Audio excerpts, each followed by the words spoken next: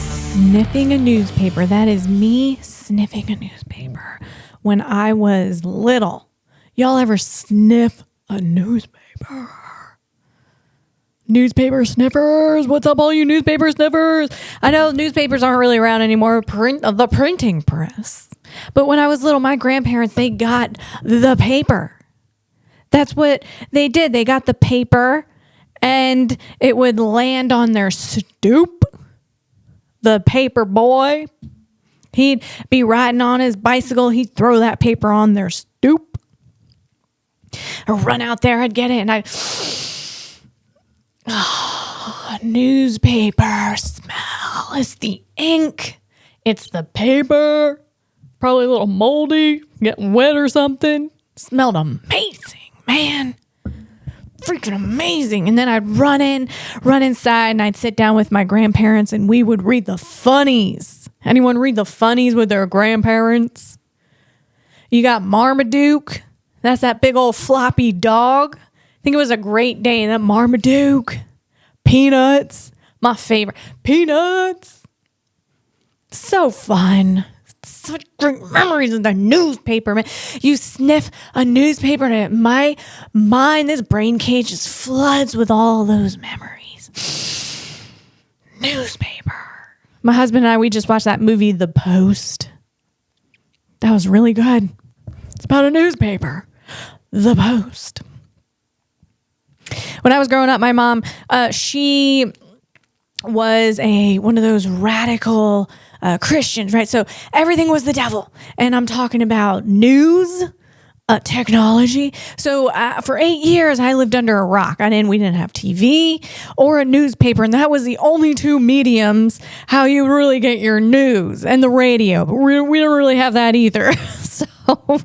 So when I would go to my grandparents, I'd see what's up. I see what's up going on in the world. I'd be like, oh, that's our president. That's our president over there.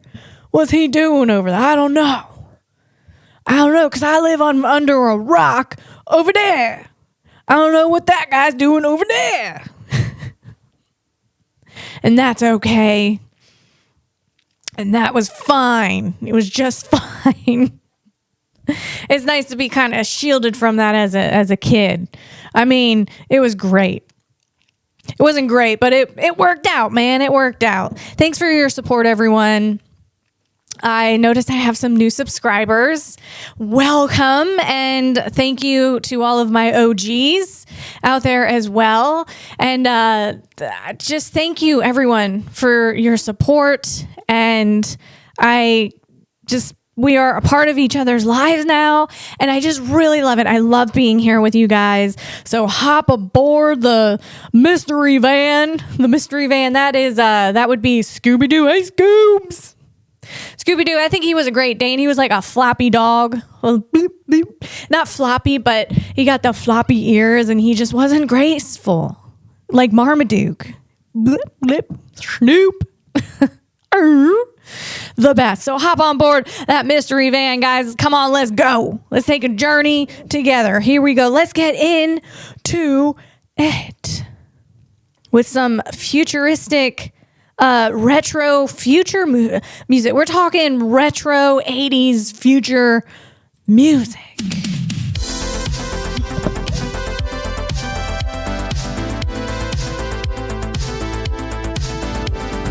Yeah, we're getting in our robo-taxi. We're getting in our flying car with our robot. We're all cyborgs.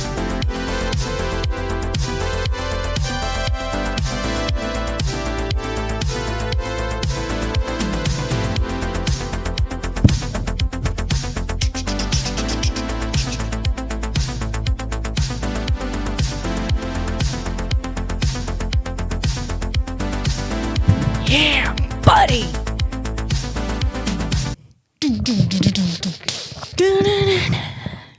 That's what I'm talking about.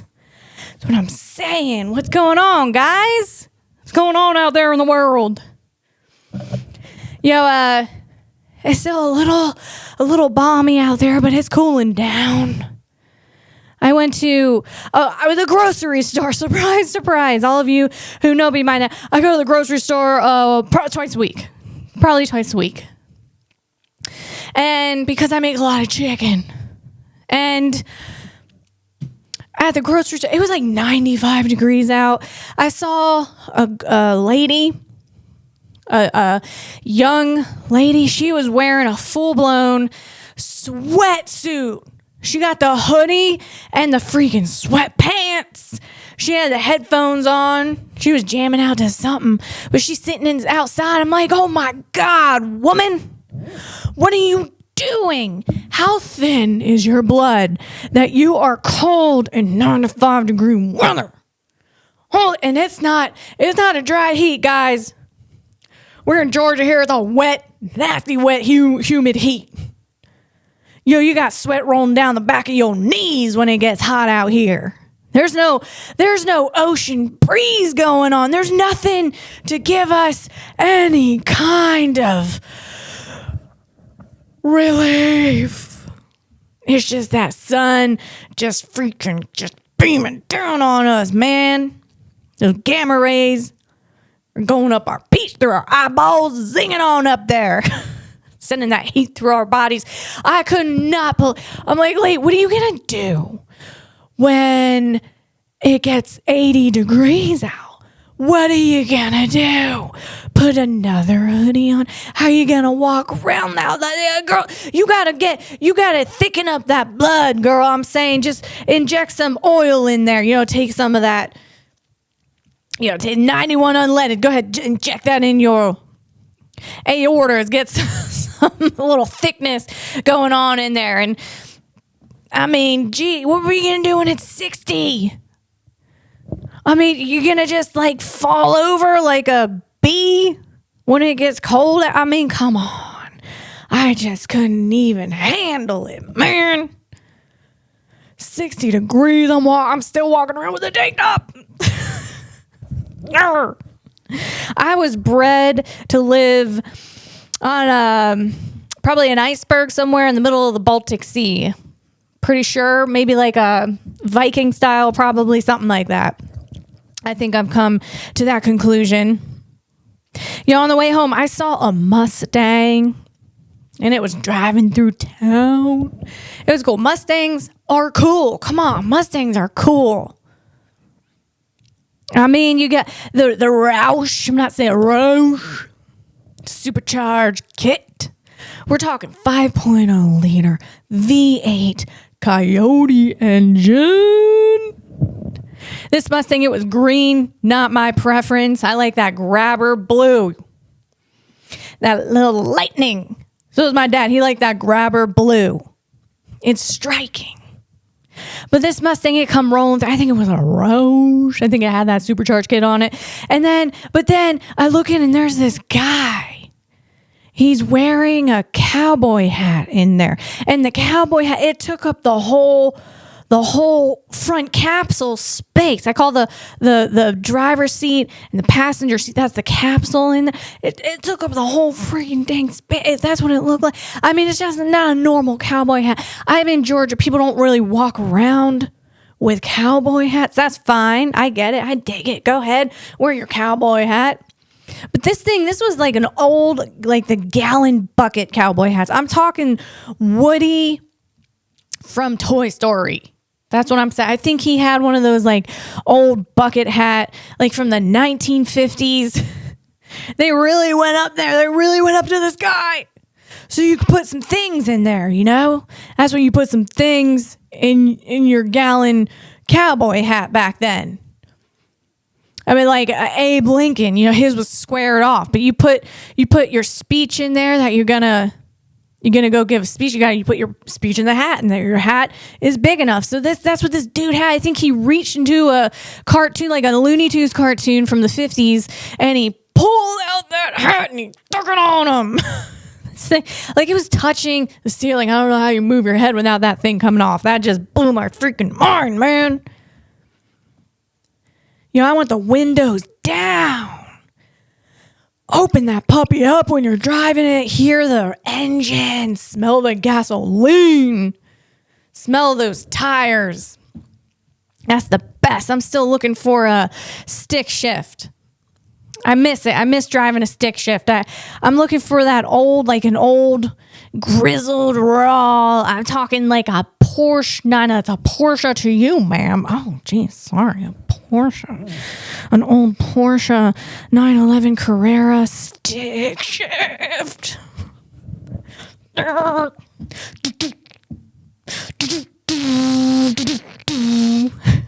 That's the sound it makes. Not really, but yeah, it's so fun just feeling the car. And when I say an old Carrera, it sounds like affordable, right?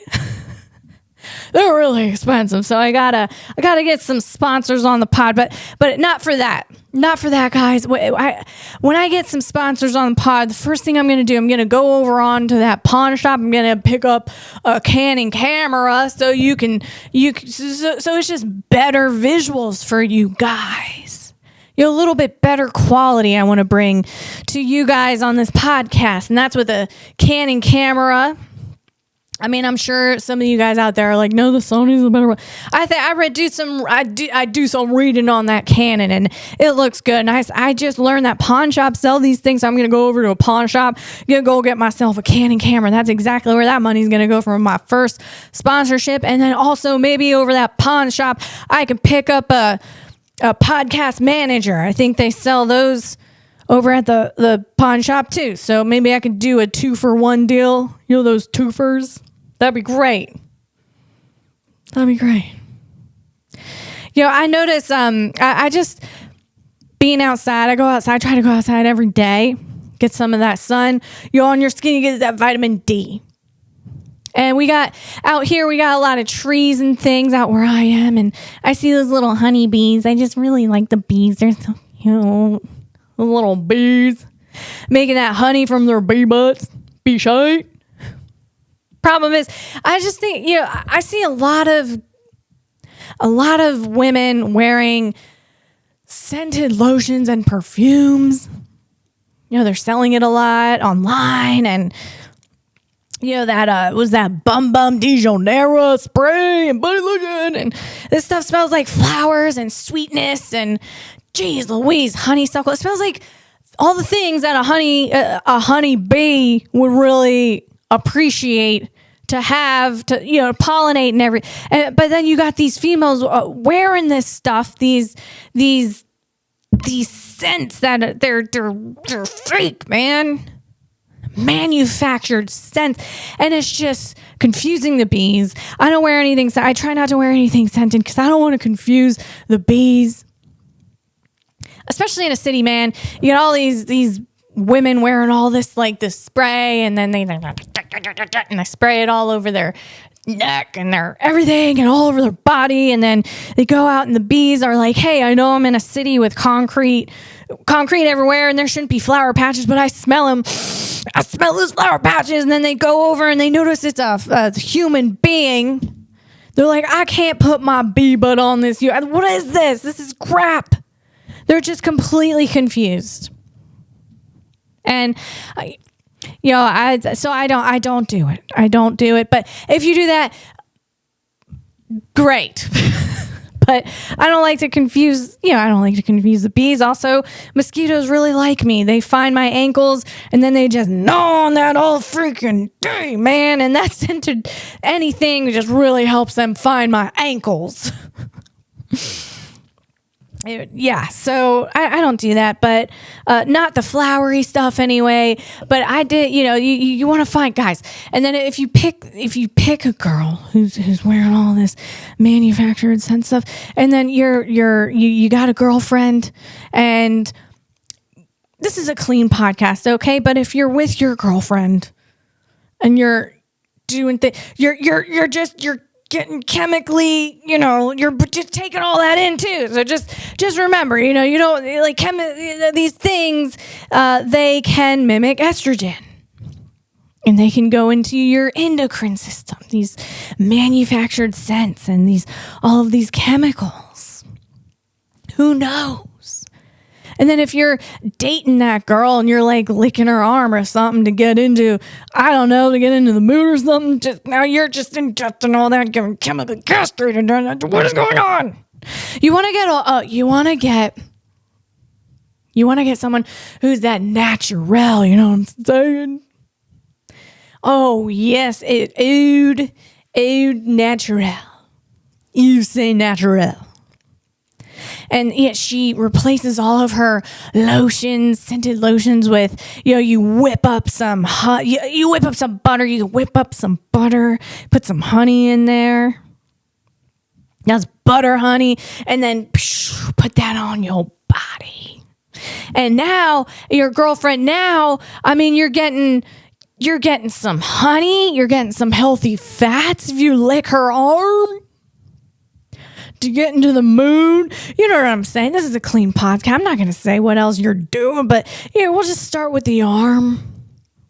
So you're ingesting some of those healthy fats. You're ingesting some of that honey now, like honey boo boo. Boo boo, hey boo boo. You're that honey hitter. Hitting that honey. And now, I'm walking around there like a freaking honey baked ham. That's what's going on. And that's it. I think I've seen girls use strawberries or watermelons as perfume. You just kind of rub them on your body. Now that will attract bugs, but if bugs don't like you, then great. And then so now if you're dating a girl like that, she got that strawberry and watermelon on her. Now you're getting some electrolytes, and that's good. That's good too. That's good energy. So that's all I'm saying. I found some tallow lotion. I know I got some eye rolls. God. But I got a scented one, guys, but this does not attract bees or bugs, because I was wearing it the one day and I'm like, that smells like a freaking cigar. A fresh, oh my God. Oh my God. You cut a cigar, you cut the end of a cigar.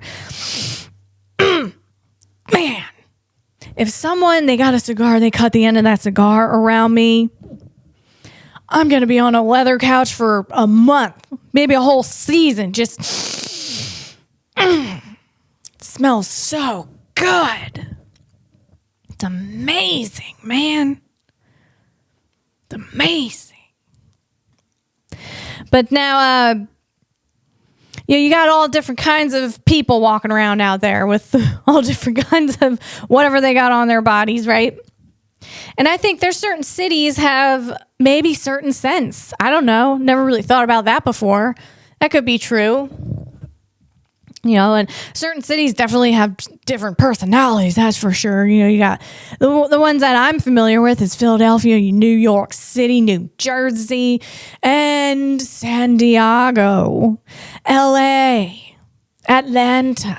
Now, Atlanta is just a completely different city than I've never seen a city like Atlanta before. It's just, it's its own person. If cities were a people and had different personalities, like Atlanta is definitely someone who has a fanny pack, and they don't wear the fanny pack. Atlanta does not wear the fanny pack. I'm deducing Atlanta to a fanny pack. Okay, that's what's going on right now. Atlanta, because it's completely different than any other city. Atlanta wears the fanny pack around its waist, like you're in the 1980s. It don't give a shit, man. Atlanta don't give a shit. It wears a fanny pack around its waist. It doesn't wear it around its shoulder like all the people are doing now with their fanny packs. No. Atlanta wears its fanny pack around its waist. And Atlanta, it's got a bunch of LaBoo-boos on there. It's got all the LaBoo-boos that it cannot afford. It cannot afford the LaBoo-boos, but it's got them. And it's like, oh, that's nice. So people go to Atlanta. Oh, that's real nice. Atlanta, look at all those LaBoo, but we're going to go to Atlanta. And then it take that fanny pack off and poof, right, just whack you right into your occipitables. Occipitables. I can't say that word. Occipitables. Occipitables. There we go. That's the back of your skull. Push. That's what Atlanta does to you. Yeah, it invites you in, and then it just boom, pop, and then it puts his fanny pack back on with all the boo-boos it cannot afford. Atlanta definitely, if it was a person, it definitely has 3 phones. It's got the iPhone, it's got the Android, and it's got the flip phone in case it needs to just bail out, man. That's Atlanta. You know, everyone's going to be on 400, and then Atlanta's going to be like, I'm bailing, and then it's just going to bail with his flip phone, and everyone's just going to be stuck on 400. The city is just going to shut down. Atlanta's done. Left its laboo-boos in the dirt. Yeah, that's Atlanta. That's for sure. And this whole conversation I had with someone at Sprout, it was the person at the checkout counter because they don't have the self checkout, and so her and I, we were riffing with each other about what Atlanta's like compared to other cities. It's like, oh, that was a fun conversation, man. She got it. She totally got it. What else is going on? Oh, Gemini 2.5 Flash image came out. That is AKA Nano Bananas. Nano Bananas, that's the project name that I guess it got that project name internally, and then that's what everyone calls it now, Nano Bananas. And I tried it today, and it's pretty bananas. It's pretty good. I use ChatGPT, Grok, and now Nano Banana, and I think Nano Banana is definitely the best image generator. Grok is definitely the best image little short video generator for sure. So you can make an image on Nano Banana and you can have it come to life. You can turn it into a short video on Grok, and it's incredible. It's really cool. What else is going on, guys? Oh, all right. Okay. We are a few minutes in here. So I'm going to keep track of the time again, guys. I'm going to keep in mind the time for you guys so that this can be digestible. And I'm going to try to keep this to an hour. I know last time I said 45 minutes. That was a little rough, but I'm going to keep this one to an hour. So I do have my notes here. But I'm going to stay on track for you guys. We're going to stay on track. We're going to keep it on the rails, and I'm going to keep it focused, and maybe we'll learn a little bit of something today together, and not get too lost down the rabbit holes. But this is going to be, I'm so freaking excited. All right, let's get into it. Let me set a timer here. Siri, set timer for 45 minutes. I'm going to set it for 45 minutes so that I know when my 15-minute mark is. And then I can start wrapping it up. Does that sound like a plan? It's a plan, man. Let's go. Let's get into it. Okay. The brand spanking new Jetson Thor has arrived on the market. That is exciting. We have Jetson released the brand spanking new Jetson AGX Thor. So Jetson Thor and Jetson AGX Thor, that is one and the same. Jetson Thor is just a shorter version of saying it. And here's the deal with the Jetson Thor. There was speculation about this. Okay. Also, let me back up.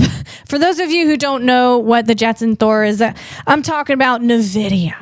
All right. NVIDIA, that's Jensen Huang is the founder of NVIDIA. And the Jetson Thor is a computer. It's a chip for robots. basically, just to boil it. I just took all of what it is and completely boiled it down into a tiny little lump. And that's what it is. It's a chip for a robot. So you're going to put that chip into your robot, and it's a super fast robot brain. And the chip is a brain. You call it, quote unquote, a brain for your robot. Okay. And this has been highly anticipated, the Jetson Thor, because it's super freaking fast, man. This chip is super fast. And what I mean by that, let me get a little bit into that before I go into the other thing. I'm just saying words at this point. Sorry, guys. All right. So the Jetson Thor, it's a powerful AI supercomputer for robotics. It powered by NVIDIA's Blackwell GPU graphics processing unit. It delivers up to 2070 FP4. That's a floating point operation, and that's a 4-bit. I'm sorry. Let me be clear. That's okay. FP4. We got a floating point operation. That's a single math calculation using decimal numbers. All right. So it's like adding or multiplying decimals, such as 3.14 plus 0.5. It keeps AI accurate without whole number only. That's a floating point operation. So when I say 2070 FP4, FP is that floating point operation. 4 is the bits that is represented. It represents, the 4 it's 4 bits. So 4 bits represents a number. Okay. And the 2070, that is how fast it is, basically. So we're talking, we have 4 FP4 teraflop for real-time AI tasks. Now, a teraflop is a trillion operations per second. Okay? It's a trillion floating point operations per second. So 2070 teraflops equates to 2.07 quadrillion operations per second. That's what this new chip does. All right. Specifically, the 2070 FP4 new Jetson Thor chip. That's what this does, man. It's wild. FP4 means 4-bit floating point operations using just 4 bits to represent numbers with decimals for efficient, low precision AI computations that save power without sacrificing too much accuracy. There's there's another one, 1035 FP8. That's half of the 2070. And now you're getting 8-bit floating points. Okay, you got 8-bit floating point operations using 8 bits to represent numbers with decimals. And now this is going to be a little bit slower processing power because it's a little more accurate. So these chips are meant for different use cases. Some humanoids, maybe like Brett Adcock's figure, might use both chips. It's got that System 1, System 2, vision, language, action model, the figure, and it might use both those chips for different things. So it is just wild. This chip is insanity, man. It's insane. Bear with me. So the 1035, as I mentioned, the 2070 FP4 NVIDIA Jetson Thor chip that does 2.07 quadrillion operations per second. Then you have the 1035 FP8. And that's the NVIDIA Jetson Thor chip. And that's 1.035 quadrillion operations per second. That's really fast. That's a really fast brain.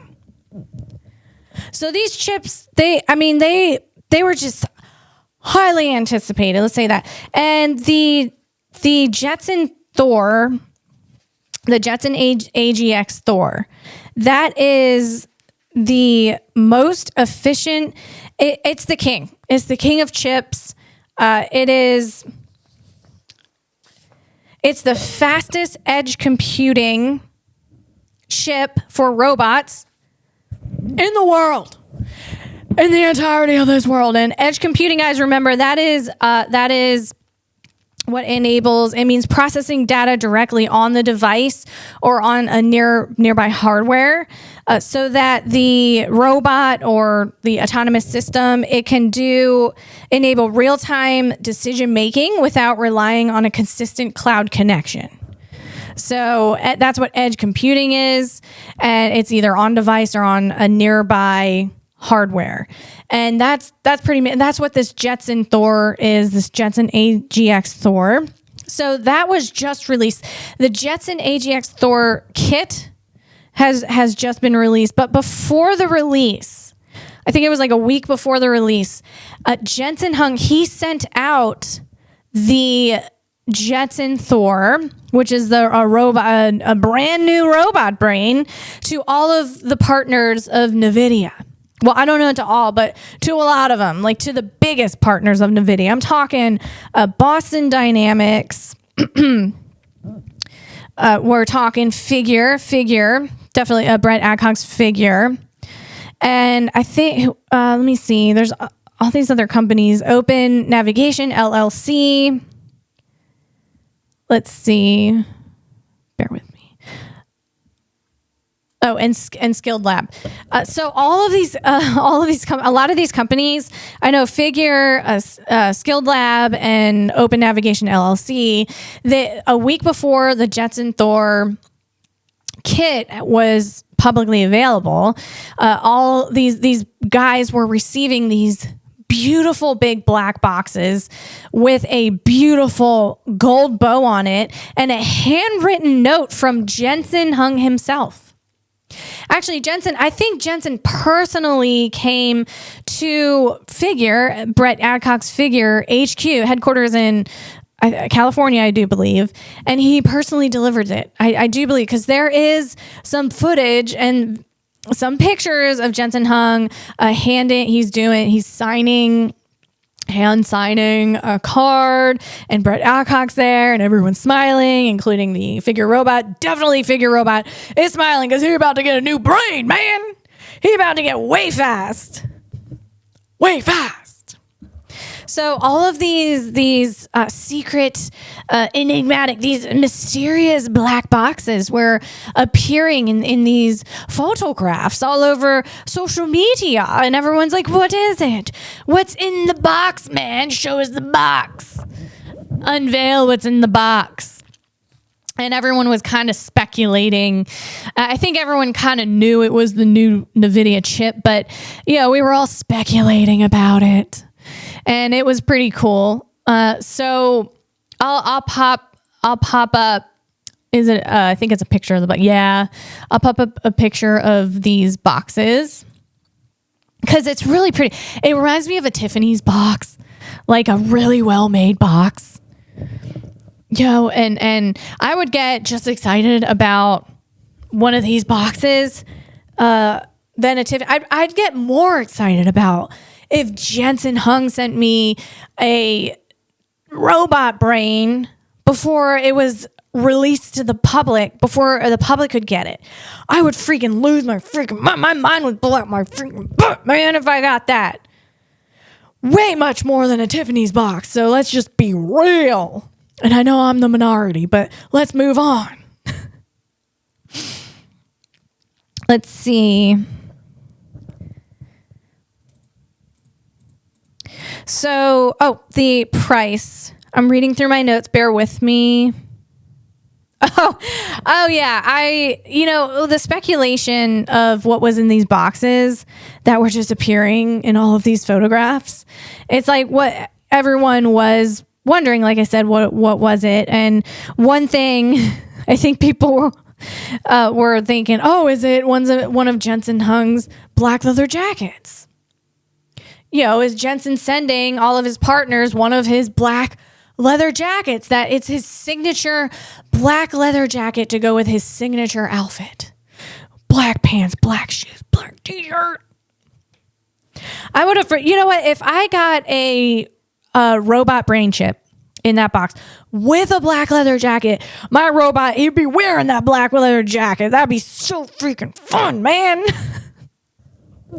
I'm just saying that as a suggestion for next time, Jensen. Just send on over one of your black leather jackets in that big old black box with that beautiful gold bow and that handwritten letter in there, and that brain, that robot brain chip. Go ahead, throw in one of your black leather jackets in there, because I want to put that on my robot.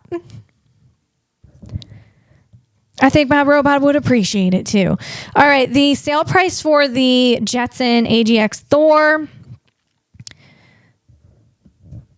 Let's see. $3,499, folks. And going once, going everywhere, $3,499. Sold.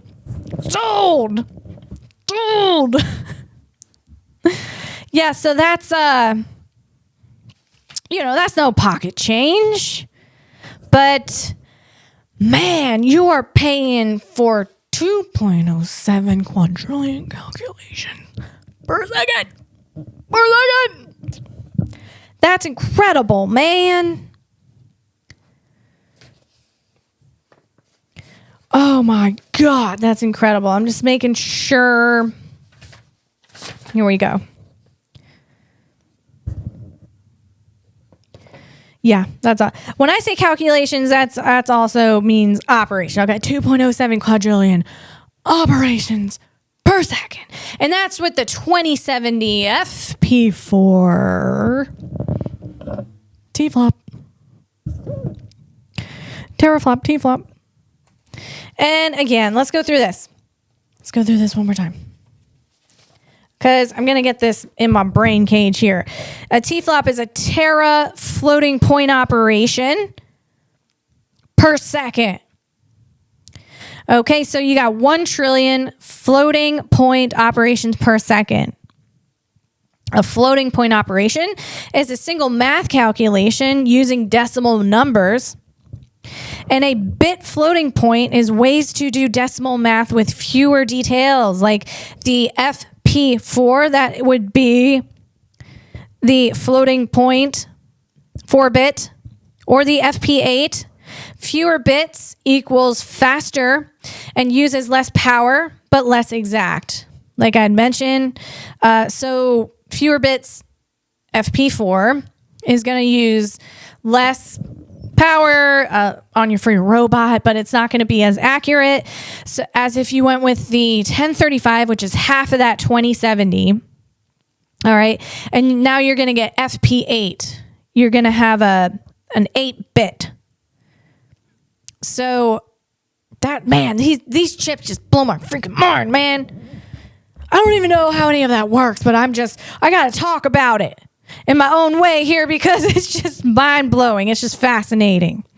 And anyone who understands any of this, I just have so much respect. I mean, Jensen Hung, he's like a celebrity to me, man. How do you even go about making these chips?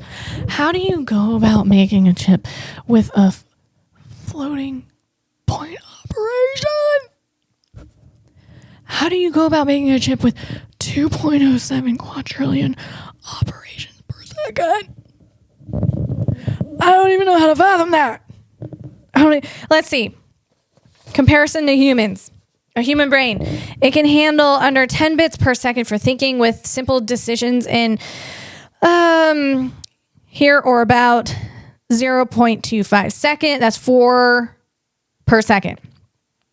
Complex brains take longer. Some folks are slower due to stuff like distractions or age. The AI chips, these brains zip through thousands of inferences per second. Let me just tell you what an inference is, guys. It's when an AI model uses what it learned to make a quick guess or decision, okay? Spotting a stop sign in a photo or writing the next word in a sentence, each one is like an AI decision. That's inference. So the AI chips, these brains zip through thousands of inferences per second, way faster than us for repeated tasks. Now, that's like the Drive Thor. We're talking NVIDIA's Drive Thor. That's for semi-autonomous vehicles, semis, big old trucks, all right? That's got about 800 to 1,000 decisions per second, man. I'm pretty sure that's per second. Let me make sure. Let me just check my notes on that. Here we go. Jetson Thor.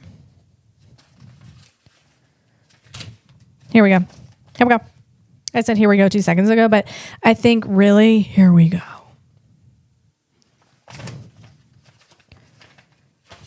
No, I was wrong. Oh, I don't think I included that. Sorry, guys. Hang on. Here we go.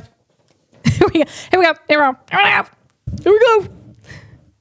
What I'm saying is NVIDIA's Drive Thor makes up to 800 decisions per second based on 2,000 TOPS. Okay, TOPS is a tera operation per second. That's 1 trillion operations per second, okay? And I'm talking about the NVIDIA Drive Thor, which is for semi-autonomous trucks. So it can make up to 800 decisions per second based on 2,000 TOPS. That's 2 trillion operations per second. Okay, 3 to 4 times faster than Orin's estimated 20 to 30 decisions per second. That's the old one. So in 1.5 seconds, the Drive Thor, the brain of the autonomous semi, cranks out 1,200 decisions, picking safest move before a human can even think about braking. It's incredible. It's wild. It's insane. So wow. The NVIDIA Drive Thor autonomous vehicle chip up to 2,000. We're talking FP4. That's floating point operation. T-flops. You know what T-flops is, guys? Tera floating point operations per second. 1 trillion floating point operations per second. So the NVIDIA Drive Thor, the autonomous vehicle chip is up to 2,000 FP4 T-flops. The inference rate is up to 1,000 per second for driving tasks. So about 800 decisions per second based on quick math from its power. The latency is under 100 milliseconds for autonomous driving decisions. Drive Thor is the fastest chip in the world for autonomous semis. Guys, I'm just saying, NVIDIA they are the king. Okay, they're the king of the world right now.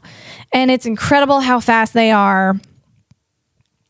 The speed, the power, and it's pretty amazing. And in one of these pictures that is shown on here with the big mysterious black box with the beautiful gold bow on it and Jenson's handwritten note, one of these pictures, which is the CEO, I believe it's the CEO of was it Nav?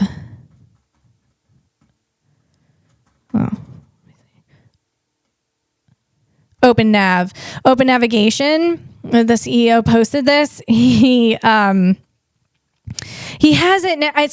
It's on his desk. This black box. There's his keyboard, right, and then there's his mouse on this very generic mouse pad with pictures of woods. Just this very generic mouse pad, probably from the dollar store. Most likely Amazon. And next to this beautiful black box that is this beautiful robot brain in it, $3,400. And next to this very generic mouse pad. I just love the two completely opposites. I love that. All in one picture right there. All right, guys. Sorry, this is a bit fragmented today. I hope you can hang in there with me and just bearing with me and just kind of sit back and relax and listen to the riff, but also maybe pick up some things that you didn't know and maybe is a little interesting to you. So I'm going to move on to open navigation. And that's one of the companies that received the new Jetson Thor, and that's the picture I had up with the mouse pad, the very generic mouse pad. So let's see, Open Navigation LLC, their main software, Nav2, is a tool for robot navigation. It's open source. All right, guys, are open source. The company supports and contributes to open source projects, meaning the code is public and free for anyone to use, modify, or share. It was founded in 2023 with $40,000 funding from the GitHub Accelerator. It's privately held with no public valuation available. Under the founder, Stephen Mackenzie, that's the guy who actually posted that photo right there with the beautiful Jetson Thor, that black box with that beautiful robot brain in it. So it was founded by Stephen M. It builds open source Nav2 software for robots like warehouse bots to map and move autonomously using SLAM.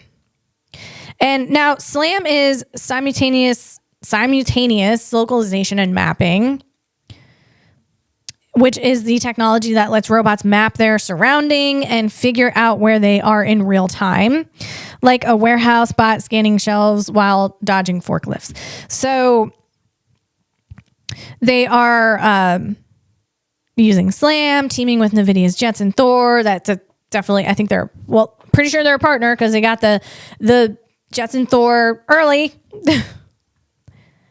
So they're also probably incorporating NVIDIA's Isaac Sim or Sim to Real, probably the Omniverse. And what I'm talking about is robot training, robot learning. Let's see. Nav2 isn't just simultaneous localization and mapping. It's a broader navigation framework handling path planning. So it's figuring out the best route, obstacle avoidance, dodging unexpected barriers, and executing smooth moves. Whereas SLAM focuses narrowly on building the map and pinpointing location, because apparently knowing where you are isn't enough if you can't actually get anywhere without a collision. So this differs from NVIDIA's robotics teaming with like the training. Because I was wondering, I was like, well, how is this different than the Omniverse and NVIDIA's training? Let's see, it's different using, let me see here. Nav2 it runs via edge computing, which means processing data right on the robot for instant decisions without going to the cloud or to a distant server. Let's see. This differs from NVIDIA's robotics Omniverse, which is a 3D simulation platform. Testing and collaboration.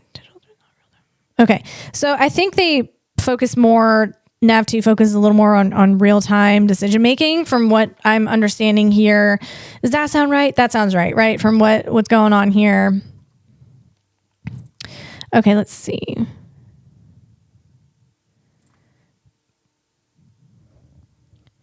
Okay, so Open Navigation posted on LinkedIn. AMD and Open Navigation have collaborated to showcase the powerful Ryzen AI technologies for use in robotics applications. We have put together 3 demonstrations: outdoor GPS navigation, urban 3D navigation, and indoor long duration navigation, each with proof of concept autonomy systems for getting started. Okay, these devices contain the powerful modern AMD and times 86 CPUs you know and love. I don't know what that is. I don't know if you guys know what that is. I don't know what I just read there. But anyway, let's see. I'm going to read through this here. Basically, the reason why I wanted to show this is because this freaking robot is the cutest thing I've ever freaking seen, man. so freaking true. Look at this thing. It's just bebopping along. I mean, the backdrop is San Francisco. The Golden Gate Bridge right there is the backdrop. And this thing just like, it needs some theme music to it, you know? Like, like it needs to be like humming a happy tune. I think that's what it is doing. I really think that's what's going. It's just going about doing its thing, man. It looks super happy because it's really just kind of, it's got some energy behind it. Now it's going by a shipyard. I just freaking love this little bot. It's the cutest thing in the freaking world. All right, guys, I'm getting a little excited about that. Let me drink more coffee so I can get a little more amped up. I had a handful of blueberries before this and some chickpea. So I'm all chirped out, man. Here we go. Moving on, because I'm gonna stay on track here. Okay. Let's see. We got oh my god. Okay, guys. I talked about this last week. And I'm talking about Figure walking over those pallets in the parking lot. And this is just a bunch of broken down pallets. And Figure's just walking through them and trying to figure out how not to fall. You know, he's figuring out on the fly, man. He's repositioning his ankles. He's, trying to get his gait right. He's going over this very precarious pallets. And I didn't realize this, but I just read this, that I found some more information on it. And Brett had that thing walking blind, man. It's the new Helix walking controller. So, from my understanding, it's a controller. Someone's navigating it, where to go with a controller. They're dictating where it's going, but it's walking blind, man. Let me see. We've been focusing, this is Brett Adcock. We've been focusing on making our walking trained through reinforcement learning more robust. In some areas, it's starting to reach superhuman levels, and interesting to note the robot is walking blind without cameras, guys. This dude over here, like the Ray Charles of robots. He's just walking through these pallets. This dude walking through these pallets. These broken down, precarious pallets, just blind. He don't got vision. That's just Ray Charles out there walking around blind. Man, he's getting it done, though. He's doing it well. That's incredible. How does this robot do that? You know, Figure has got Helix. Helix is Figure's in-house AI, and it's a System 1, System 2 architecture. All right, and that's how it does it. Helix is a zero-shot generalization. What I mean by that, let me get my notes on this. What I mean by that is Helix, which is Figure, this robot walking over those precarious pallets, has zero-shot generalization, handles thousands of novel household objects without task-specific training using a single neural network, 7 billion parameters for System 2, 80 million for System 1. Now, I do my research. I hope this is all correct, guys. I try to take it from legit sources, so Brett Adcock, if you're out there listening and you got, maybe you're listening, you're like, no, it has 10 billion parameters, or, if you have a correction to make, please comment, make that correction. Because I'd like to talk to you, directly to you, the guy who built this thing, but I'm getting my information from these other sources. So hopefully it's right, guys. Like I said, I try to make sure they're legit. So we're talking here, Helix can handle new tasks or objects, like picking up a toy cactus, walking over precarious pallets.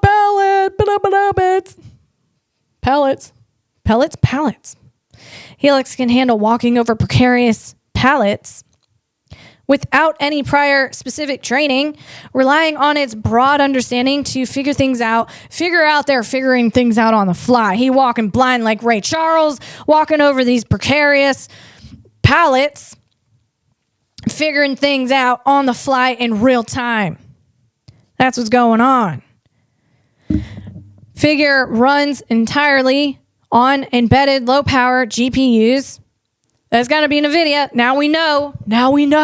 It's NVIDIA because Jetson, he was over there. He was over there at that headquarters.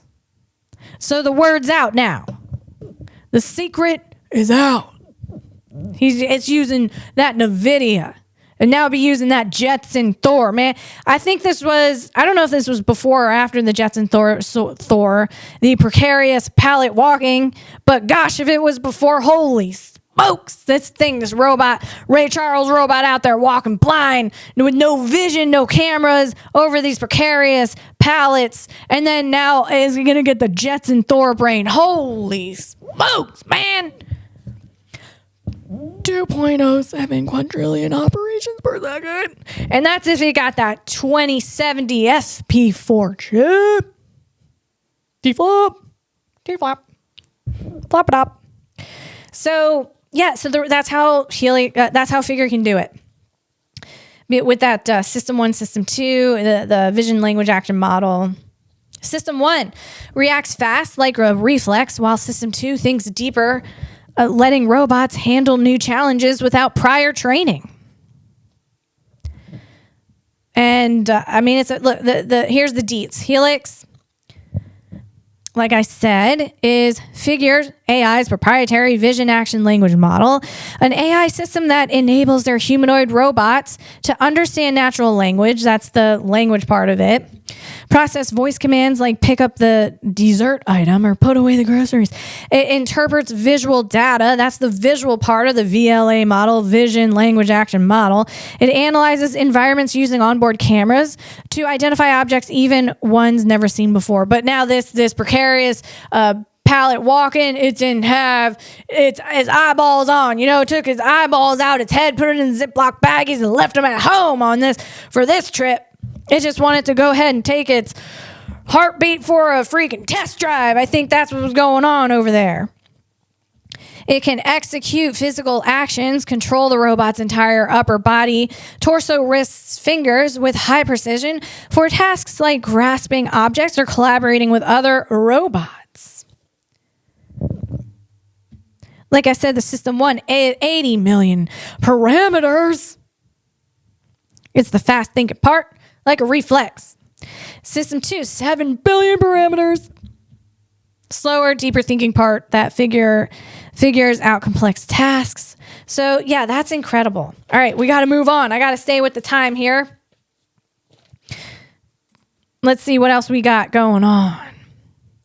Oh, Skild Lab.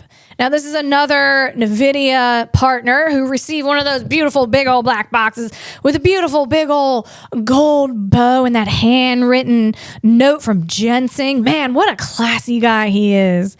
What a classy guy. If I received that box, I would have really hoped he threw in one of his leather jackets in there for me, though, I'm just going to mention that again because I'll put that on my robot with the new beautiful big old Jetson AGX Thor Brain. Jetson throwing one of your leather jackets next time. Let's do that. All right. Skild Lab. Here we go. This is not open source, folks. Not open source. Bear with me.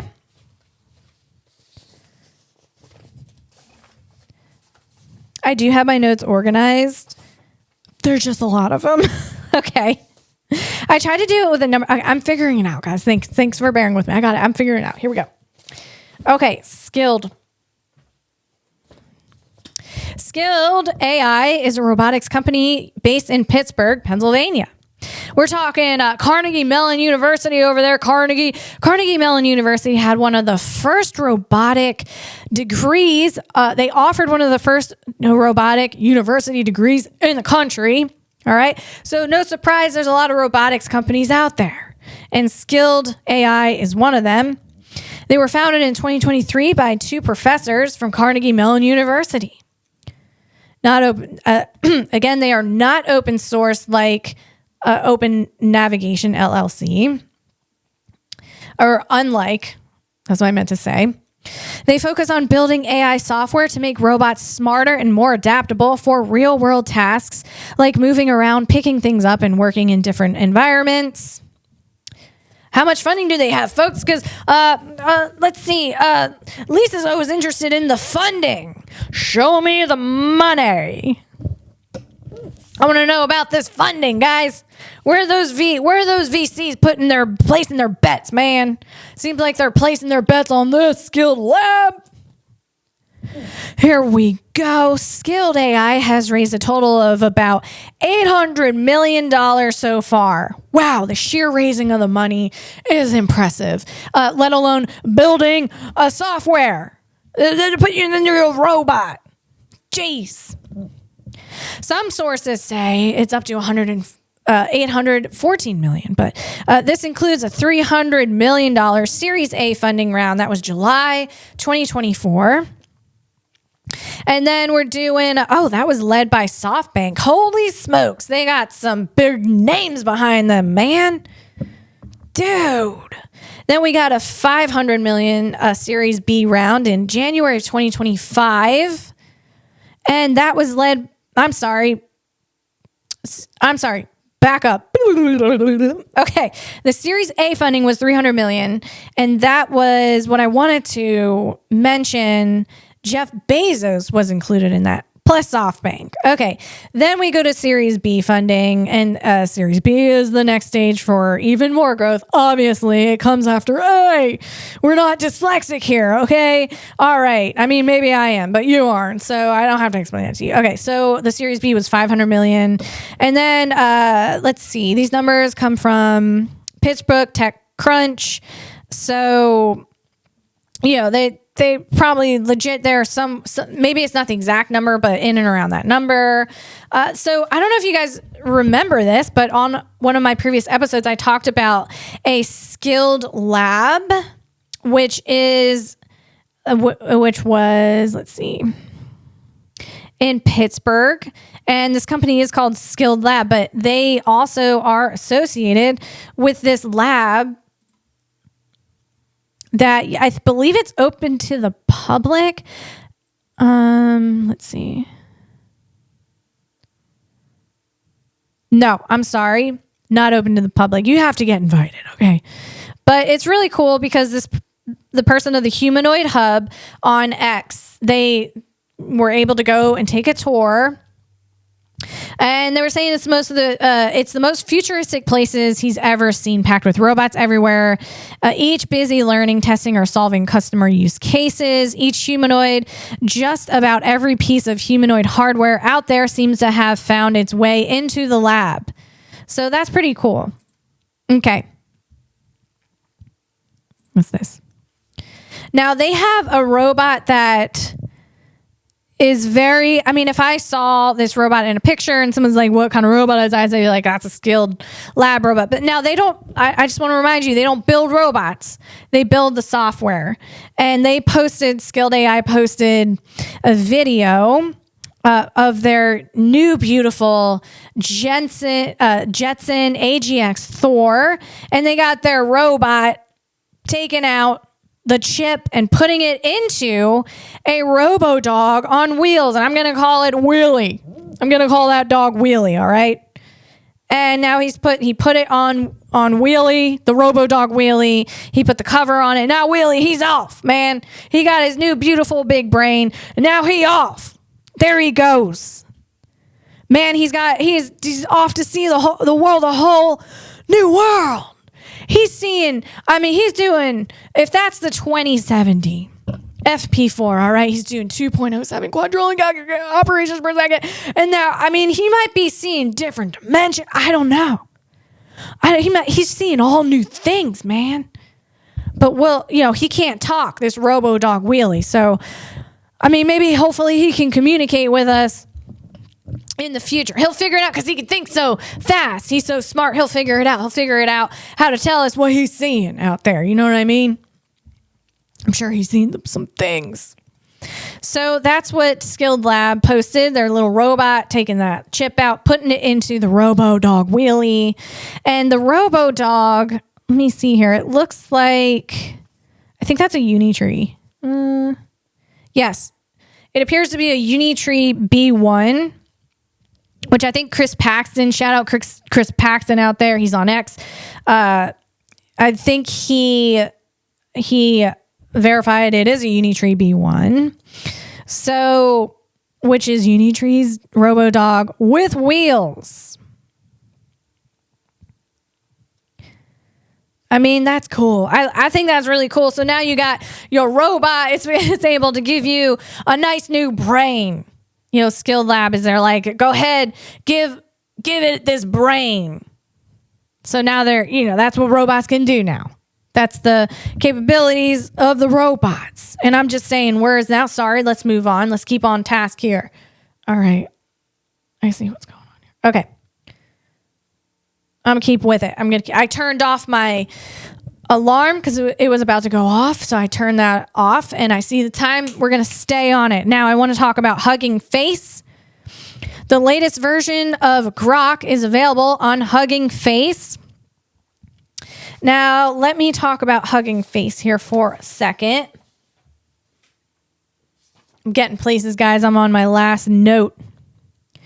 Not last subject, but last note, okay? Hugging Face is a platform where developers share, access, and collaborate on AI models, data sets, and tools, especially for machine learning and natural language processing.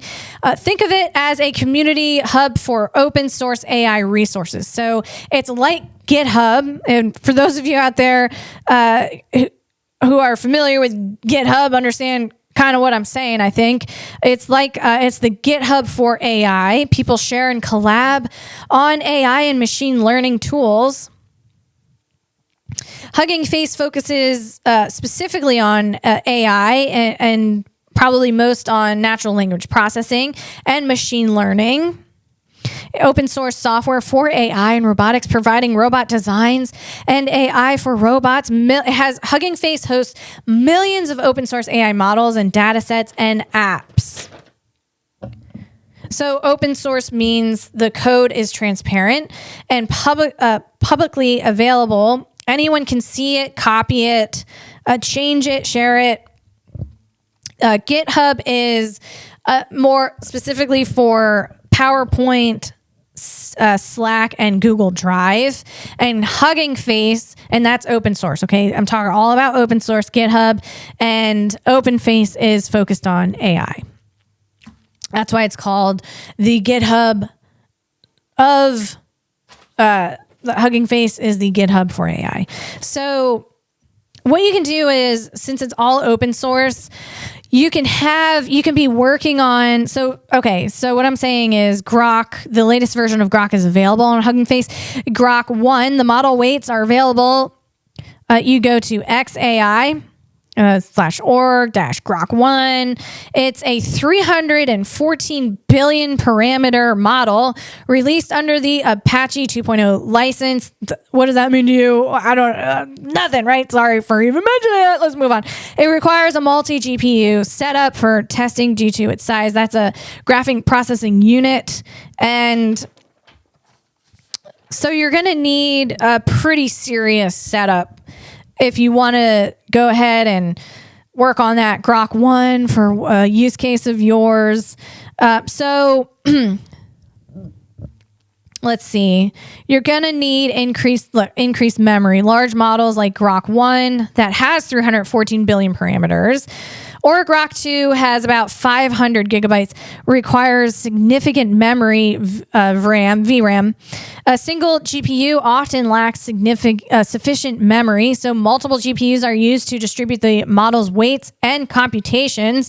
So a hardware requirement, if you want to go ahead on Hugging Face and get this Grok 1, you're going to need multiple GPUs installed in a single computer or server connected via a motherboard, or high-speed interconnects like PCIe or NVLink.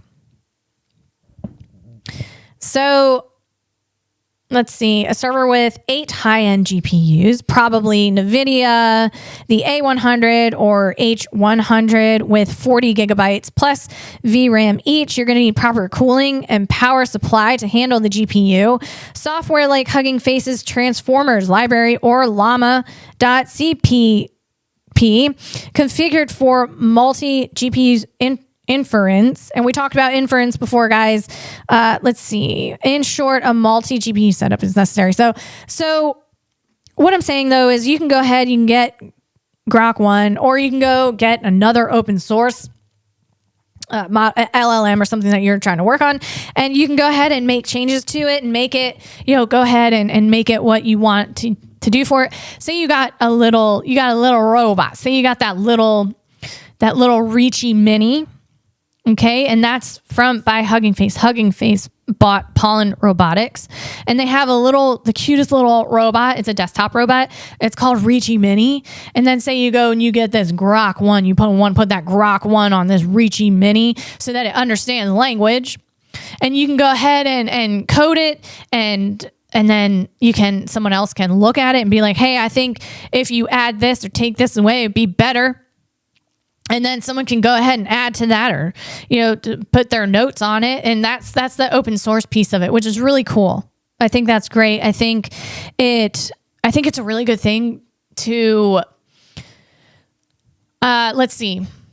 catapult us to new heights of, I don't know. I don't know what I'm trying to say, but I'm just trying to say open source is really great. In order to, I think, what am I trying to say, man? I'm just trying to say that I think that technology can become better, quicker with open source. That's what I'm trying to say. Jeez. So because you got people, anyone can go ahead and fiddle with it, and you don't know what kind of serendipities can happen or good mistakes or whatever. But, also on the flip side of that, open source can be bad. And especially talk about cybersecurity, anyone has access to this code. So, but you got to take the good with the bad sometimes, and just hopefully figure out how to fight the bad and really try to, support and advance the good parts of it. That's all I'm saying. Let's move on. I think that's all I wanted to say there. Oh, one of the founders, Clem DeLangue. Sorry if I butchered that name, Clem. I'm just gonna say Clem. He predicts on device AI will dominate due to its speed, cost, and privacy advantages, potentially sparking a GPT moment for robotics with cheap hardware and open source tech. This shift could revolutionize AI deployment, making it more accessible and efficient for everyday use, especially as inference. Guys, let me go this inference. Let me get this inference definition again for you guys, because that was a little while ago. Okay. Inference. I say it's when an AI model is thinking, but there's a little more to it. It's when an AI model uses what it learned to make a quick guess or decision, like spotting a stop sign in a photo or writing the next word in a sentence. Each one is like AI decision. Okay, so what Clem is saying is this shift could revolutionize AI deployment, making it more accessible and efficient for everyday use, especially as inference, the robot thinking process becomes localized, enhancing real-time decision making. And localized, that's edge computing, guys, and that's when a robot, it can think on the device or via a nearby hardware. It doesn't have to go to the cloud, which is a data center somewhere in the middle of Ohio or in Mesa, Arizona. It doesn't have to rely on that to do real-time thinking. So basically what Clem is saying about sparking a GPT moment for robotics, he's drawing a parallel to the transformative impact that ChatGPT had on natural language processing and AI interactions. ChatGPT, developed by OpenAI, revolutionized how people interact with AI by making natural language processing accessible. user-friendly and widely adopted. Guys, when ChatGPT came out, I mean, this was like, I was following Sam Altman, like Y Combinator, and let me try to say Combinator, occipitals. There, I finally said it. Anyway, I've been following Sam Altman since like 2018. I know Y Combinator was, he founded that before then, but I've been following him, and then I've been seeing what he's been doing with OpenAI, and I remember reading about what he was saying with transformers and how he's going to need like these huge ass transformers, like a big ass fan, those big ass fans. Well, that's like he needs a huge ass transformer for his LLM, which came out to be ChatGPT, which was ChatGPT. That's what it was, and he needed these transformers for it. Anyway, so I've been following him, and then all of a sudden, boom, it was available to everybody, and everybody just was like, okay, we're going to use this now. People had questions, but no, you didn't have to know how it worked to use it. And some people were skeptical, but man, was it great. You didn't have to go to Google and go through all these freaking all these websites, and you could just get a very direct answer without having to freaking, fluff through and shuffle through and go through all this information. It was just right there. So everyone's like, yeah, we're going to use this now, man. And then you didn't get all the advertisements that Google freaking shoved in our eyeballs, put right into our freaking face. We didn't even want it. So everyone was just like, yeah, this is how we're going to like communicate, with even people be asking ChatGPT how to answer an email. I mean, so it changed how we communicate with other human beings too. And it's how we interact with AI. It's kind of like our first interaction with AI. It's pretty amazing. And we adopted it pretty quickly, like super fast, really, really fast. Because it made things efficient and fast for us. We didn't even know that there was a solution to a problem that we didn't even know we had until we got the information more efficient and faster, and it added value to our life. Boom, ChatGPT, there it was. And that's what we used. So basically what Clem is saying about referring to predicting on-device AI will dominate due to its speed, cost, and privacy advantages, potentially sparking a ChatGPT moment for robotics with cheap hardware and open source tech. So it might change, the on-device AI is going to change the way probably how we interact with robotics. It's just the next level of how we're interacting with AI, basically. Basically. So just as ChatGPT made AI conversational capabilities, mainstream advancements in on-device AI combined with cheap hardware and open source software could make robotics more accessible, efficient, and integrated into daily life. This could lead to a rapid expansion of robotic applications, similar to how ChatGPT expanded AI's role in communication. So true. On-device AI is running AI locally on devices, reduces latency, enhancing privacy and lower costs, making it feasible for more complex tasks to be performed without constant cloud reliance. That's that edge computing, guys. And I'm not sure if Clem is talking specifically about edge computing, but that is an example of sort of like an on-device computing, because the robot can think on the device without having to go to the cloud, or on a nearby hardware without having to go to the cloud, to the data center in Ohio to get its information. Okay, moving on. Okay, I'm going to talk a bit about LiDAR here. Gosh, I'm a little feisty on this subject, guys. I'm a little feisty, and so just here we go. Here, I just wanted to, give you a heads up that I'm a little feisty on this, because I have some strong thoughts about it, even though I don't know how any of this works and I don't build any of it. So here we go. What am I? I'm just a comedian, guys. So this is just through my research. This is just how I'm thinking about it. and making opinions about it. All right. And my arm movements aren't really going with what's coming out of my mouth, but I think I just want to stretch because we're getting down. Yeah, we're getting down. I'm just stretching here. I got to pee. Okay. Belly's protruding a little bit because I got to pee. That's all right. All right. We're going to move on. We're going to plow through this. That sounds fun. No, because that's what we're going to do, guys. You guys, we all show up every week. I show up for you guys, and I just love being here with you. So I'm going to make this as clear that's cute as I can. Here we go. Without really fully grasping the full understanding of it. Okay, LiDAR versus cameras. Okay. Let me see. What's this post here? I do so much research and put so many links in here. Sometimes I try to get them all in my head before I start, but then, sometimes like, wait, I'll just get them a little mixed up, the links. Okay, Elon just gave the competition the blueprint on solving autonomy, but still they refuse to listen. Okay, that's what this LiDAR and radar reduce safety.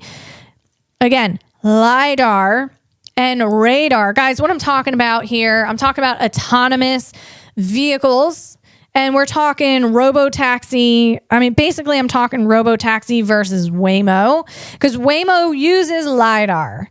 And Elon, he started off using LiDAR because that was the thing to use, back in the day. That's old school. That's dinosaur at this point. Okay? So I'm going to go with the guy that is sending rockets into space and landing them right side up on Earth. I'm just gonna go with this guy. There's also, not only that though, but there's also a lot of reports, safety reports, and a lot of, I think, research that and comparisons out there, public papers available, LiDAR versus camera vision, and which one is safer. There's a lot of that out there. You can go take a look yourself and, form your own opinion. But LiDAR and radar reduce safety due to sensor contention, and that's what Waymo uses. They will not give up their LiDARs. If LiDARs/radars disagree with cameras, which one wins?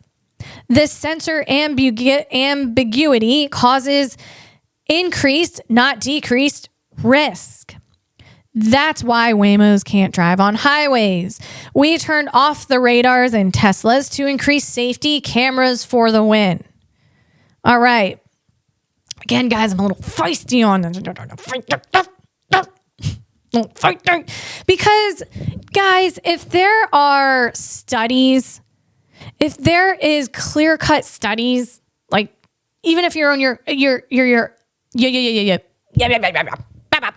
if you as a company does your own study, LiDAR, radar versus camera vision, all right, for your autonomous vehicle, and then you find that camera vision is actually safer, you should go with it, man. Don't be holding on to your egos and your pride and then cause wrecks or really serious accidents. That to me, I mean, that's just not the way to do it. I don't know. So that's all I'm saying. Let's see. Elon Musk's assertion that LiDAR and radar reduce safety due to sensor contention stems from potential conflicts with camera data, a claim supported by a 2021 study in IEEE transactions. That's a legit, what are they, Constitution, or they're like a IEEE nonprofit? No, but they're very legit in the technology community. On intelligent, so IEEE transactions on intelligent transportation systems, showing that multi-sensor fusion can increase decisions latency by up to 200 milliseconds in edge cases, potentially compromising real-time autonomy. Tesla's decision to disable radar in favor of camera-only systems aligns with a 2023 analysis from Nature Machine Intelligence, which found vision-based AI can achieve 95% accuracy in object detection under optimal conditions, challenging the industry reliance on LiDAR despite, here we go, guys, despite its $12,000 cost per unit versus cameras, that's the vision, at $400, as noted by Bloomberg. Bloomberg's legit. I'm sure you guys heard of Bloomberg. Sorry, guys, I need some chapstick. All right, we're coming down. We're coming down to the last wire here. I needed some chapstick. Here we go. But can you believe that, guys? So LiDAR is way more expensive than a camera, man. And the camera, not that, you're trying to go on the cheap, but the camera, the vision, has been studied to be vision. Okay, vision-based AI can achieve 95% accuracy in object detection under optimal conditions, challenging the industry reliance on LiDAR. So, come on, man, that's like a no-brainer. Who's running Alphabet over there? Who's running that? Alphabet. Waymo is a subsidiary of Alphabet. What's going on over there, guys? Little ego thing over there. What are you doing? No one wants to be wrong. They want to keep their LiDAR systems. Ding, ding, ding, ding. Gosh, man. The critique of Waymo's highway limitation. I'm feisty today. I'm feisty over this, guys. Sorry, man. Whew. Pipe on down. The critique of Waymo's highway limitations highlights a practical trade-off, as a 2024 report from the Journal of Autonomous Vehicles and Systems revealed Waymo's multi-sensor approach struggles with dynamic highway scenarios, supporting Musk's argument that sensor ambiguity may increase risk rather than mitigate it. I just think, again, I don't know how any of this works, but this just seems, I don't know. If you got to go with the thing that's safer for the human beings. You got to go with the thing that is safer for everyone out there. You're going to have your autonomous vehicle out there. You got to make sure everyone's safe, like people, children, mothers, fathers, dogs, animals. Come on, man. Jeez, criminelli. The 2021 study, IEEE Transactions on Intelligent Transportation Systems, that was referenced earlier. Let me see. Bear with me. Sorry. I didn't want to keep reading that because it was going to be redundant. So let me get rid of that. So there could be latencies on LiDAR. LiDAR latencies. They can sometimes reach hundreds of milliseconds in complex scenarios, potentially affecting decision making. I'm talking about LiDAR, guys. Though the studies emphasize that fusion generally enhances overall accuracy and robustness rather than outright concluding cameras alone are better. In fact, many analyses argue multi-sensor approaches improve safety by compensating for individual sensor weakness. Cameras struggle in low light while LiDAR handles that, but is expensive. But they acknowledge trade-offs like added latency or cost that Tesla often cites as reasons to avoid them. Latency sounds like a big old deal. On the highway, like when there's people involved and fast-moving cars, and you don't want to be low late. There's a lot of human beings driving cars out there. They're low late. That's why you got accidents. You want your autonomous vehicle to be high thinking.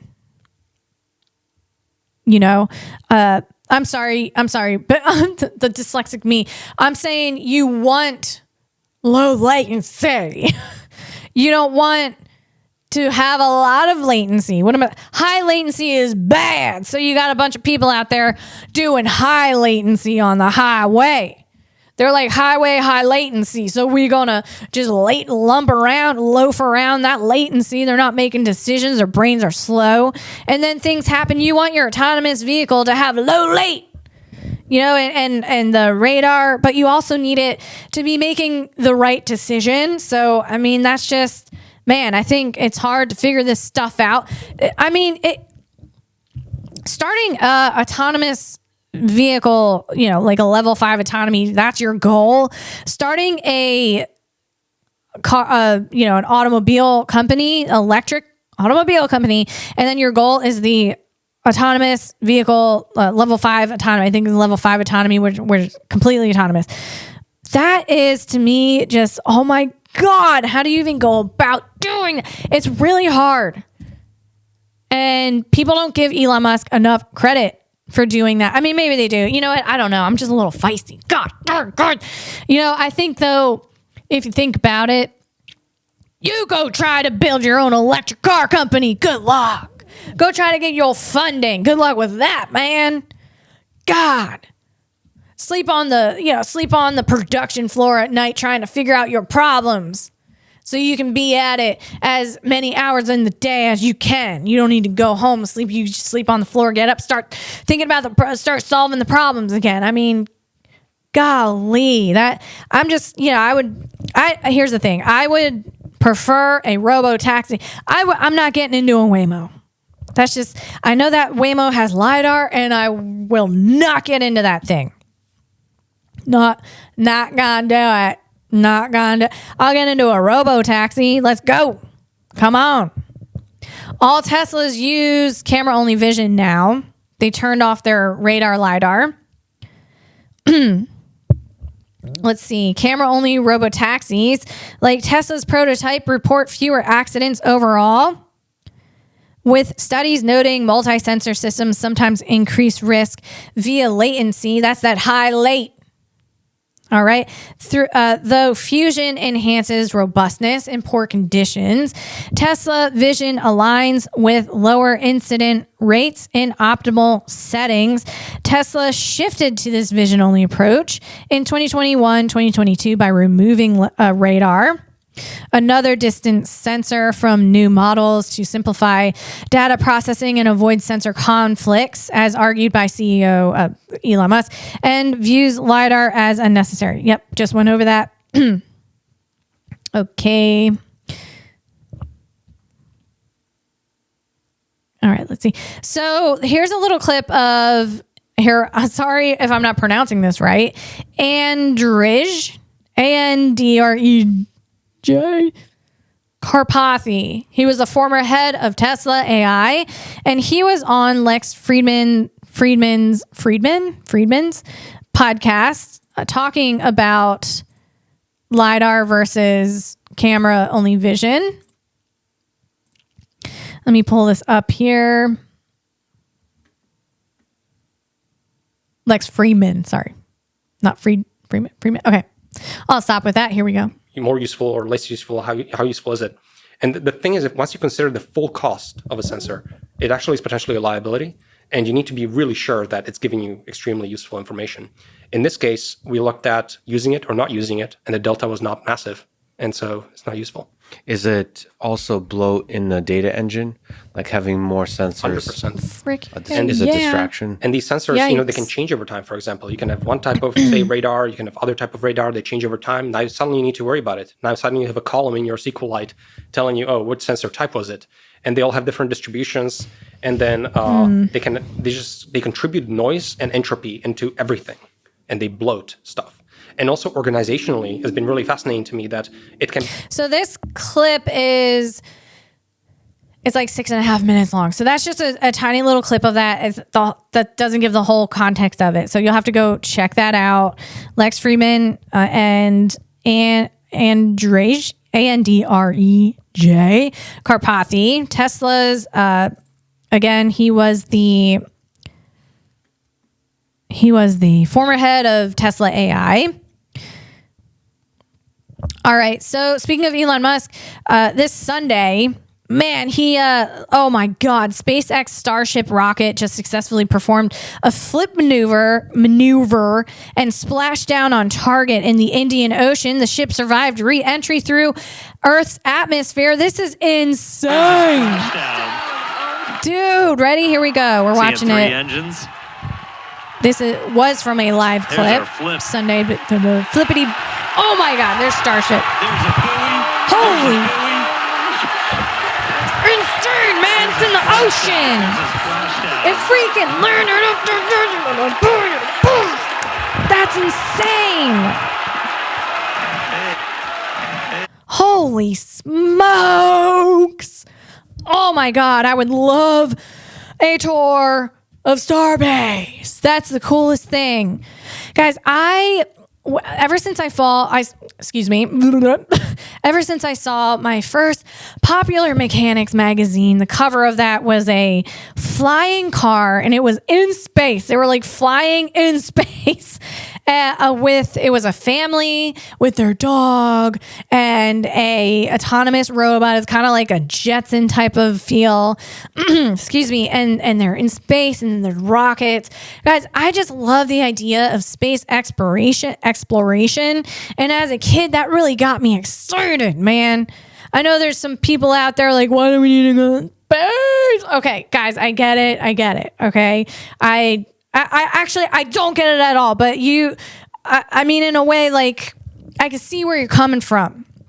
Okay, but whatever gets you excited, some people might not understand it. Like, maybe it's a certain book on Sisyphus, the Greek god, or I don't know, something like that. But I mean, maybe, who knows? Maybe you like reading books on, like black holes and time warps. I mean, that's like I do. I like that.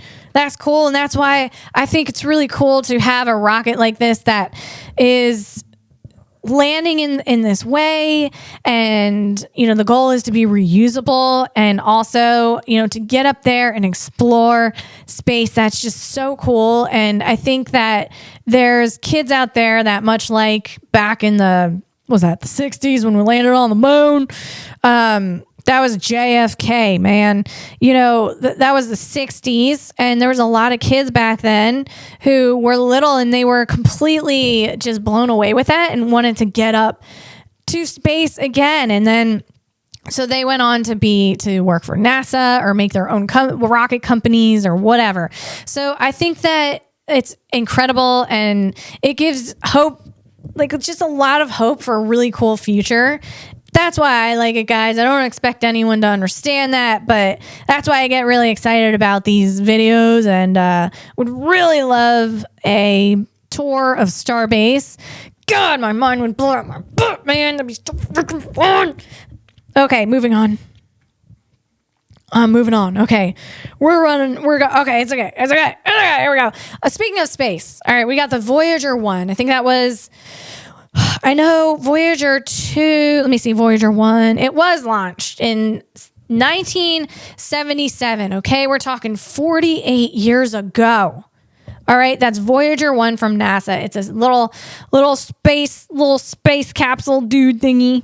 Little spacecraft going out there. But at this point, so it was launched in 1977, 48 years ago. It's approximately 15 billion miles away, guys. And NASA successfully reactivated dormant thrusters on Voyager 1 earlier this year, remotely, from 15 billion miles away on a very dinosaur piece of equipment.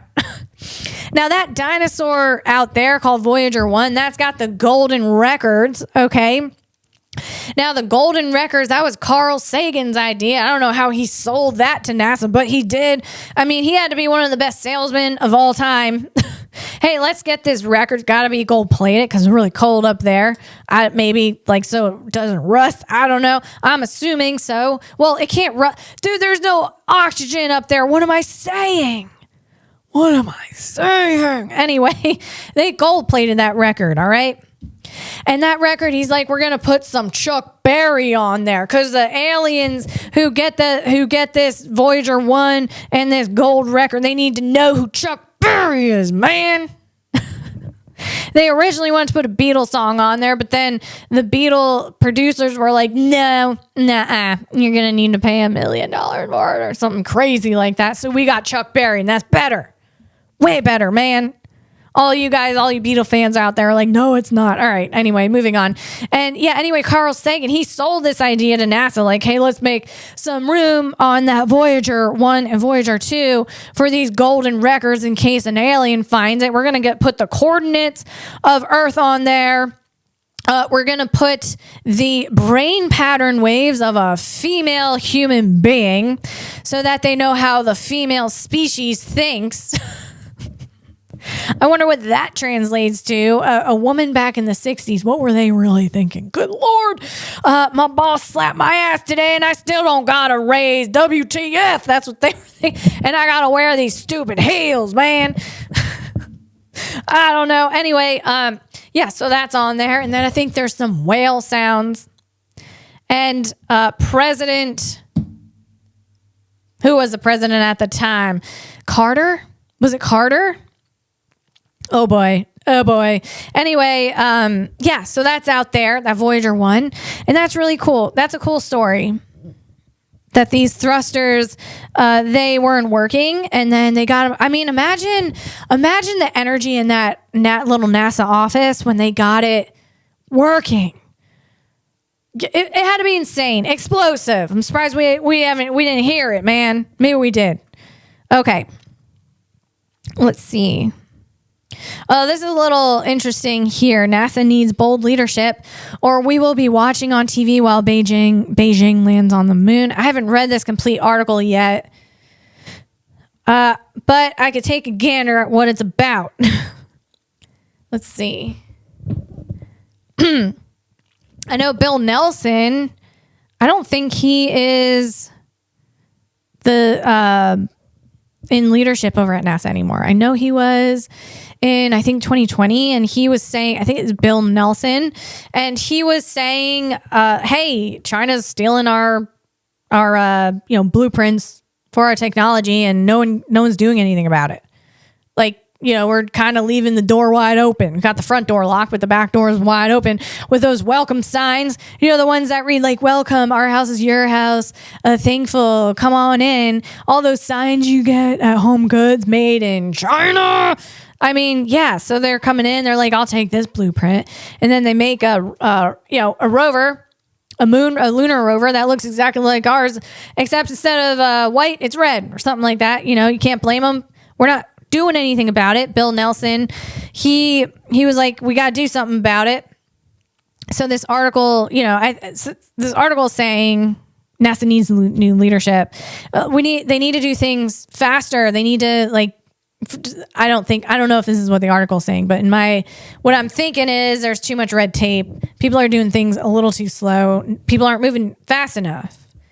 For more than 6 decades, NASA has been the world's lodestar for exploration. We designed the rockets, trained the astronauts, and landed on the moon when the idea was barely a decade old. But somehow between Apollo 17 dust cloud and today's paperwork pile, we've lost rhythm. The rhythm that made we choose to go to the moon more than just a speech. So I won't read that whole thing, but I'd agree. Me not really knowing how any of that works, I'd agree. All right, in the last video I'm going to show, I didn't do any research on this company. Let's see. Bawano Technologies, Bawano. The future of robotics is here. It raises uncomfortable questions. Okay, so let's see. Yeah, I'm not sure what company this is, but okay. But anyway, this caught my eye because this robot looks like a wolf spider. Anyone see those wolf spiders out here in Atlanta? They are creepy. I think it's called a wolf spider. They're chunky. They got those chunky bodies. Maybe from bottle. They got chunky bodies. They got chunky legs. They're just chunky, and you know the way they move, those arthropod. It's gross, man. Yikes! So this thing kind of moves like that. It actually kind of moves like what are those? Oh, like a sand crab. It moves. It's a sand crab, and what they're doing is they're putting drones on it. Well, it is a drone. It is a drone. I'm sorry. They're putting missiles on it. So you got a sand crab with missiles, and it's going through like a creek. It's a. I don't even. God. Can we just make it not move like that? That's all. That's all I'm saying. Yeah. So it's flying. It's in the water. What am I trying? Amphibious. Coming out of the water. Oh, it's shooting. Yeah, it's shooting like a laser thing. And now, oh my. All right. Anyway. Wow. Okay, so that wraps up today's podcast. I went over time, guys. I apologize, but I hope that you enjoyed this episode, and I will see you next week, guys. Have a beautiful, beautiful week. Oh, Labor Day weekend is this weekend, so enjoy it. Enjoy it, guys.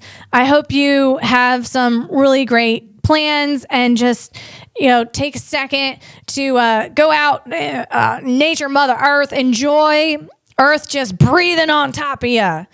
All right, look at that sky, look at that moon. Go ahead, just drink it, slurp it up. Go ahead, take some hits off Earth. That's what I'm saying. All right, guys, I'll see you next week.